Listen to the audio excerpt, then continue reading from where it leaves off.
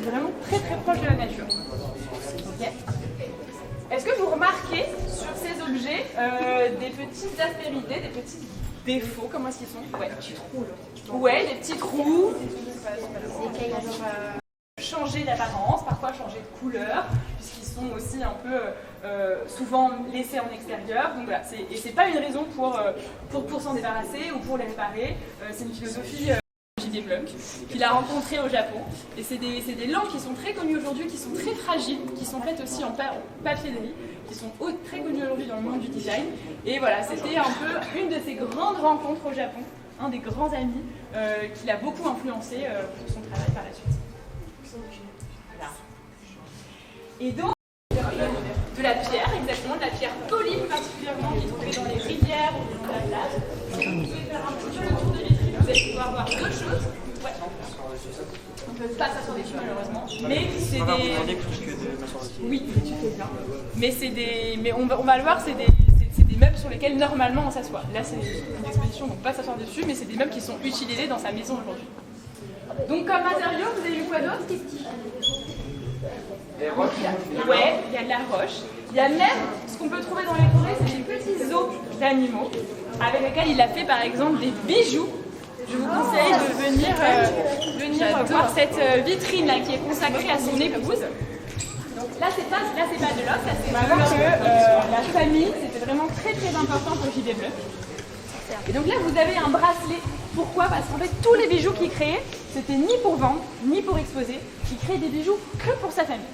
Donc voilà, c'était souvent un alliage entre des métaux précieux comme de l'or et soit de l'ivoire, des os qui peuvent provenir d'animaux, soit du bois, et il les offrait qu'à ses proches.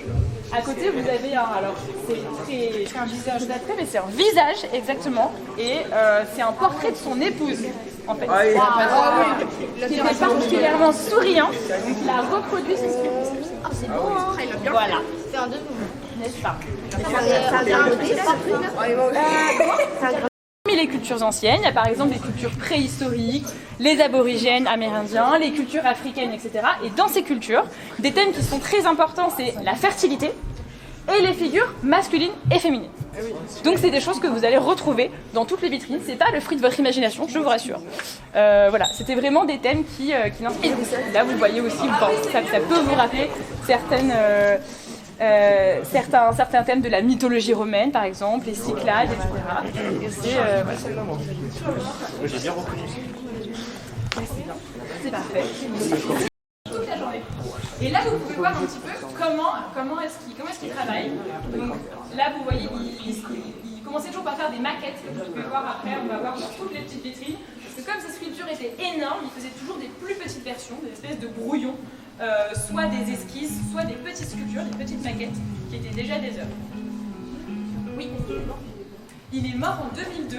Et en fait, toute cette exposition, on l'a faite avec sa fille, qui est son héritière, qui s'appelle Maria Nelson, qui est encore vivante aujourd'hui, et qui, elle est américaine. Et aujourd'hui, elle vit dans sa maison. On va voir sa maison, c'est un peu la plus grande œuvre de J.D. Blunk. Et aujourd'hui, il y a sa famille qui vit dedans. Donc voilà, là, je suis une photo d'un des arbres qu'il a travaillé pour vous rendre compte un petit peu de la taille des arbres qui autour de sa maison. C'est pas mal. Juste ici. Voilà. Ah oui. Ça, c'était les séquoias géants. Ça donne une idée un peu de la sur sable, par exemple. Sur sable. Ouais, avec du sable, peinture avec du sable. Voilà. Vous êtes très fatigué là-bas, on va pouvoir se lever. Continuez à avancer.